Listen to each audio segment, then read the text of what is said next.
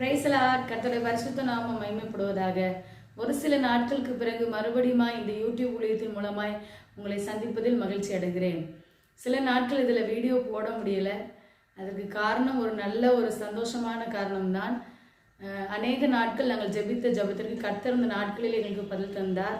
நான் 2வது முறை கர்ப்பந்தரிக்க இப்பொழுது எனக்கு 6 மாதம் ஆகிறது. ஸோ ப்ரெக்னன்சியோட ஆரம்ப காலகட்டத்தில் என்னால் ஒரு சில பலவீனங்களை நிமித்தம் இந்த ஊழியத்தை தொடர்ந்து செய்ய முடியவில்லை. கர்த்தர் மறுபடியும் என்னை பலப்படுத்தி இந்த ஊழியத்தை செய்வதற்கு பலப்படுத்தி இருக்கிறார்.